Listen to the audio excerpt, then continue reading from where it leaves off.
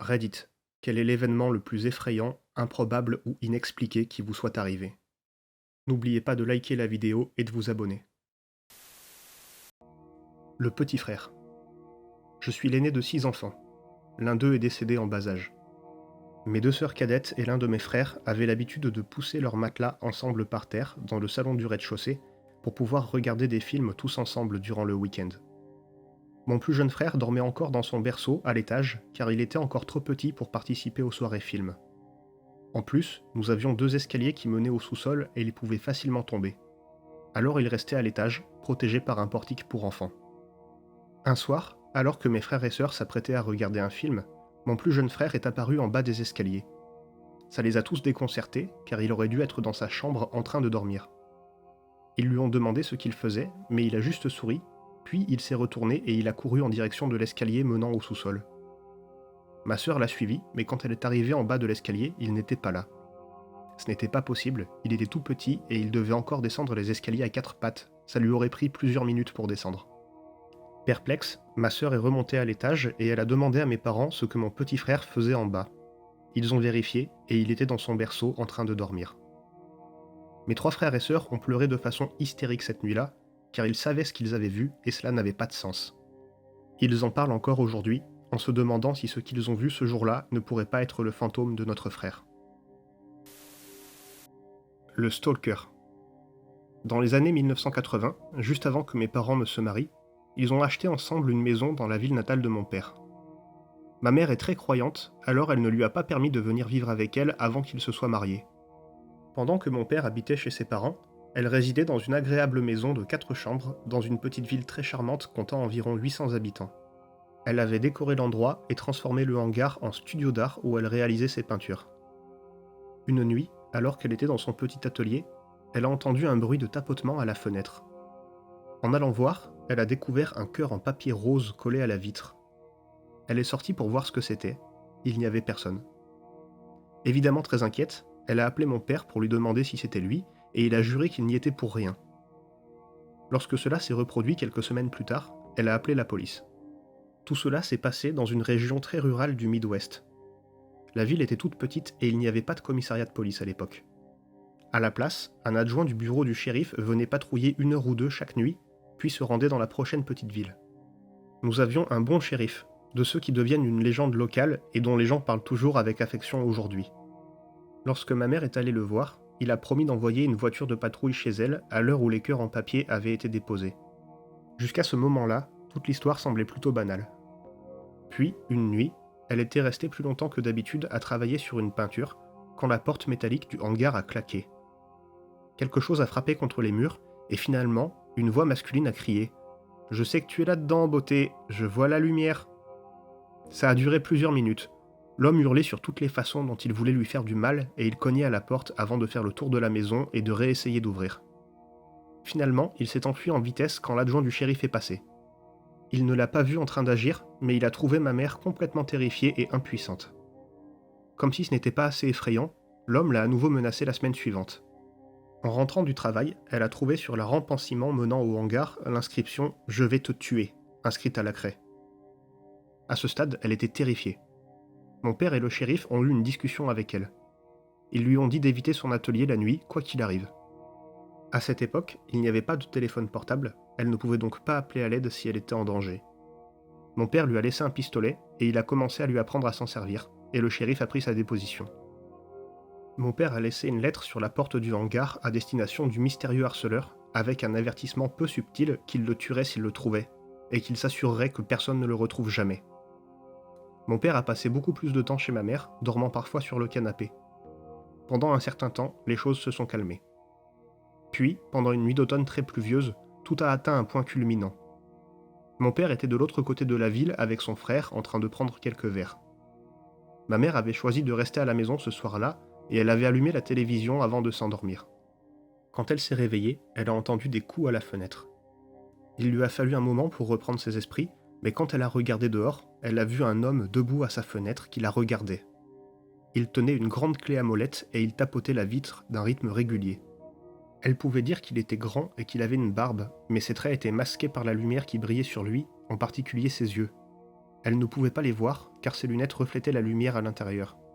Juste deux reflets blancs la regardant fixement pendant que cet homme grimaçant tapotait à sa fenêtre avec une clé à molette. Elle s'est jetée de l'autre côté du lit et elle a pris le téléphone. Elle a appelé chez mon oncle et mon père a répondu. Elle lui a expliqué ce qui se passait. Mon oncle et lui ont pris une arme, sont montés en voiture et se sont précipités aussi vite qu'ils ont pu. Mon père a garé la voiture dans la cour avant de monter sur le capot avec son fusil. Il pouvait voir quelqu'un courant dans le champ fraîchement moissonné, mais il avait réussi à prendre de l'avance et il faisait sombre. Il a tiré dans sa direction, mais il ne l'a pas touché. Il hurlait comme un fou qu'il le tuerait s'il le revoyait dans les parages. Ma mère a finalement accepté que mon père emménage après cela, et le type n'est jamais revenu. Elle n'a jamais pu se résoudre à utiliser à nouveau son atelier d'art, et il est devenu un simple garage. Elle a mis du temps à se sentir à l'aise avec l'idée d'être seule, mais elle a fini par surmonter cette épreuve. Lorsqu'elle en parle aujourd'hui, elle affirme que selon elle, l'homme ne lui voulait aucun mal. S'il avait voulu la tuer, il aurait certainement pu le faire. Au lieu de cela, elle est persuadée, et je le suis aussi, que c'était simplement un malade qui prenait son pied à lui faire peur. Mais je sais que ça l'a perturbée pendant longtemps, et elle dit qu'elle fait encore parfois des cauchemars où elle le voit à la fenêtre. Ils n'ont jamais réussi à découvrir qui était derrière tout ça, et la police non plus. À ce jour, ça me donne toujours la chair de poule de penser qu'une personne comme ça pourrait rôder dans une ville par ailleurs complètement paisible. Cambriolage. Une nuit l'été dernier, je sortais mon chien dans mon jardin quand j'ai entendu un murmure venant de la porte sur le côté de la maison. Soudain, mon chien est devenu complètement fou et a aboyé comme si sa vie en dépendait.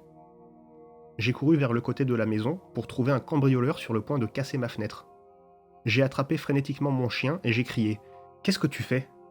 On aurait pu penser que le mec se serait enfui après s'être fait prendre la main dans le sac, mais au lieu de ça, il s'est retourné vers moi et il a répondu d'une voix calme et profonde « Mes amis seront bientôt là. Tu devrais partir. » J'ai filé à l'intérieur de la maison et j'ai appelé la police.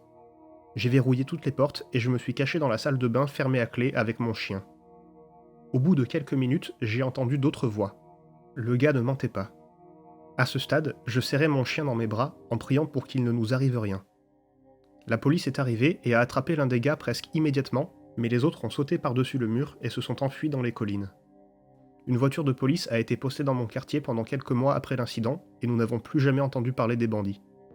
Personne ne s'attend vraiment à ce que quelque chose comme ça lui arrive. Prémonition. Quand j'avais 10 ans, j'ai fait un rêve où je me trouvais dans une aire de jeu désolée, avec un sol en terre brune et un jeu d'escalade. Ça n'avait rien à voir avec les aires de jeu que je voyais dans mon quartier. Dans ce rêve, je tournais la tête et à côté de moi, il y avait une petite fille assise sur un banc disant à son amie « Tu ne peux rien dire à personne, d'accord ?» avant de lui chuchoter à l'oreille. Je me réveille et je suis totalement déconcerté car l'ensemble du rêve est dénué de sens pour moi. 2 mois plus tard, je déménage dans un autre pays, le Japon. J'intègre ma nouvelle école et je découvre la cour de récréation. Je comprends le japonais mais je ne le parle pas très bien, alors je me tiens simplement au milieu de la cour, fixant le jeu d'escalade, et je ne peux m'empêcher de penser qu'il me semble vraiment familier. Je me retourne juste à temps pour voir une fille chuchoter quelque chose à une amie à côté d'elle en japonais. Ne dis rien à personne, d'accord ? La femme de chambre. Je travaillais autrefois dans une maison historique en tant que femme de chambre, ce qui voulait essentiellement dire que je nettoyais la maison quand personne d'autre n'était là. Beaucoup d'employés parlaient du fait que la maison était hantée, mais je ne crois pas du tout en ce genre de choses et je trouvais le travail vraiment facile et très tranquille. Fait important, la maison était située dans les bois, elle n'était pas reliée à aucune route principale, les visiteurs devaient marcher depuis le centre d'accueil. L'électricité de l'ensemble du domaine était allumée et éteinte tous les jours par le personnel en utilisant un tableau électrique près de la porte d'entrée. Il n'y avait pas d'autre source d'électricité. Un jour, je suis entré pour faire le nettoyage et j'étais complètement seul sur la propriété. J'ai terminé mon travail en quelques heures et j'ai parcouru toute la maison 2 fois, comme toujours, en suivant ma liste pour vérifier que j'avais bien tout éteint et tout verrouillé.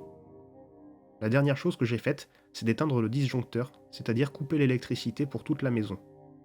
Alors que je l'ai éteint, j'ai verrouillé la porte et j'ai fait un dernier tour autour de la maison pour m'assurer que toutes les fenêtres étaient fermées. Au détour d'un couloir, j'ai cru voir quelque chose bouger, mais j'ai pensé que ça devait juste être les rideaux. Et puis, l'une des lumières à l'intérieur de la maison s'est allumée. J'ai paniqué parce que cela voulait dire que quelqu'un était peut-être dans la maison. J'ai couru comme une folle parce que je suis plutôt frêle et si l'endroit était en train de se faire cambrioler, je n'allais certainement pas le défendre. J'ai quitté la maison et je suis parti en courant. Je suis retourné travailler quelques jours plus tard. J'ai raconté ce qui s'était passé à l'un des membres du personnel et il m'a dit que des choses étranges se produisent parfois dans la maison. Rien n'a été volé, aucune trace d'intrusion. Je ne sais toujours pas quoi en penser, mais je suis contente de ne plus travailler là-bas. Les chaussures pour enfants. Mon père rénovait la cuisine de la maison. Nous installions de nouveaux placards, et quand nous avons retiré les anciens placards, qui avaient environ 60 ans, nous avons trouvé à l'intérieur du mur une paire de vieilles chaussures pour enfants. Nous les avons jetées directement à la poubelle. Je suppose que ça a contrarié le fantôme de l'enfant, ou l'esprit, ou quoi que ce soit d'autre, car depuis lors, nous entendons des coups sur les murs et un enfant courir dans toute la maison au beau milieu de la nuit. Et de temps en temps, le berceau de ma petite sœur se déplace tout seul de la chambre de mon père jusque dans le couloir. Le Chupacabra. J'avais 21 ans et j'allais camper avec des amis. Mon copain et moi devions rejoindre nos amis directement sur site. C'était en plein milieu des bois, près d'une ferme. Il fallait rouler sur une route en terre pendant un certain temps pour arriver à l'endroit prévu. Quand mon copain et moi sommes arrivés, c'était à peu près au coucher du soleil et tout le monde était en train de faire ses bagages. Ils ont dit qu'ils avaient vu quelque chose et qu'ils ne voulaient plus camper là-bas. J'ai demandé ce qui s'était passé et ils ont dit qu'ils se promenaient le long de la lisière des arbres en ramassant du bois pour le feu et qu'une créature est sortie des buissons et a foncé sur eux. Ils ont dit qu'elle mesurait environ 1,20 m de haut, elle était grise, sans poils, elle marchait sur deux pattes qui étaient un peu comme celles d'un kangourou et elle avait de longues dents qui dépassaient de sa bouche. J'ai pensé qu'ils se foutaient de moi. J'ai dit peu importe et nous avons tous décidé d'aller chez moi pour passer la nuit car j'étais celle qui habitait le plus près. J'ai dit que j'allais partir en avance pour chercher des bières. Quand je suis arrivé au bout du chemin de terre et que j'ai tourné sur la rue, cette chose se tenait au milieu de la route. Elle s'est enfuie dès que nous sommes arrivés, et nous avons pu bien l'observer. Je n'ai jamais cru au Bigfoot ou au Chupacabra, mais je crois que cette chose pourrait bien être ce que les gens appellent le Chupacabra. Je n'en ai jamais vraiment parlé à personne parce que je ne voulais pas passer pour une folle. 4 ans plus tard, j'en ai parlé à un ami, et il m'a dit qu'il était tombé sur cette étrange créature lorsqu'il chassait. Il a décrit exactement ce que nous avons vu. Merci d'avoir suivi ces histoires de la crypte. Vous pouvez dire en commentaire si vous avez vécu une expérience inexplicable, et n'oubliez pas de vous abonner.